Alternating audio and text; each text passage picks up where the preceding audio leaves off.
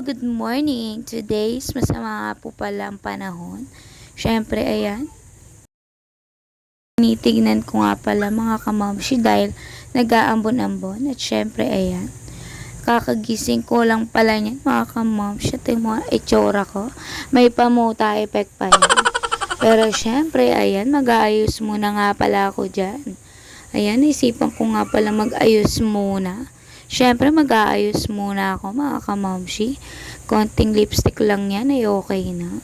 Everyday ko naman yan. Baka naman hindi nyo pa alam. Ayun, siyempre, nagpiling ganda na naman yan.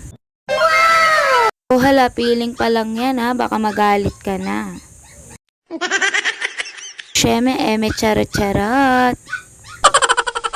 Naman masama ako magpaganda, diba mga kamamshi? Ayan, grabe nga pala ang dumi ng pagmumukha ko dyan. Diyos ko, grabe naman mukha yan. Siyempre, ulitin ko lang pala ang pagpunas dyan mga kamamshi. Dahil grabe nga pala ang dumi. Ayan, tingnan nyo. Sa sunod ko na yan. Siyempre, ayan mga kamamshi. Ayan, may tumawag pa nga dyan. Diyos ko naman. Loka naman yan. Diyos ko naman, nagpapaganda ang ate mong girl. Siyempre, ayan, kiskus ko na pati buong kaluluwa ko. Haha. May walang ganon, ate yan. May tutupiin nga pala ako mga kamamshi na damit.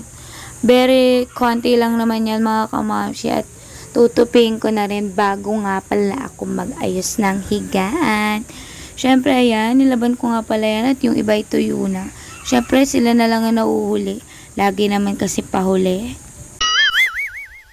Charot lang at ayan, patapos na nga pala ako dyan mga kamamshi sa mga damit na yan.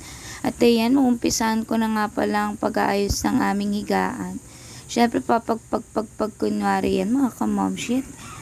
Kunyari ay sipag-sipagan ng peg ng mamshi nyo. At ayan, pinagpag ko na nga pala mga kumot.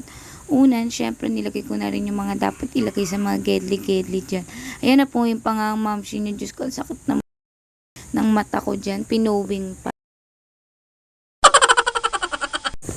Aba, grabe ba naman ang alikabok? Ayan, pinagpag ko na rin yan ng very bonggang-bongga. Ayan, itatayo ko nga pala siya dyan mga kamamshi. At sisipagin na naman tayo maglinis. At syempre, ayan, naisipan ko nga palang wagwagin ng aming dingding mga kamamshi dahil nagkakaroon na nga pala siya ng mga agiw-agiw. Aba, agiw-agiw. Pero charot lang, syempre konting ano lang yan mga kamamshi, nilinis ko na rin kasi grabe nga pala ang alikabok niyan mga kamamshi here.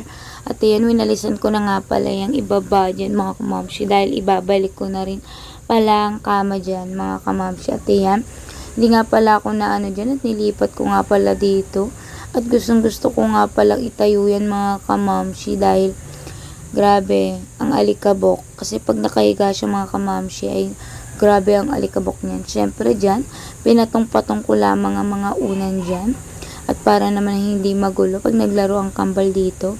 Ayan, inusog-usog ko nga pala ang camera. At itong mga damit na to ay hindi ko pa nailalagay sa damitan dahil nga pala ay puno.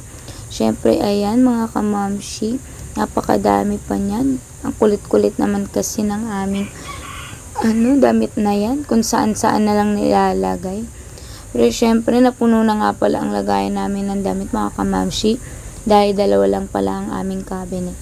Ayan, sinampay ko na rin pala yung mga tuwala na yan at may mga makukulit na dyan lamang ilalagay. Siyempre, hindi ako nakontento. Isasabit ko pa yan ng bongga. Ayan, yung ID nga pala nila mga kamamshi. Inilipat ko muna.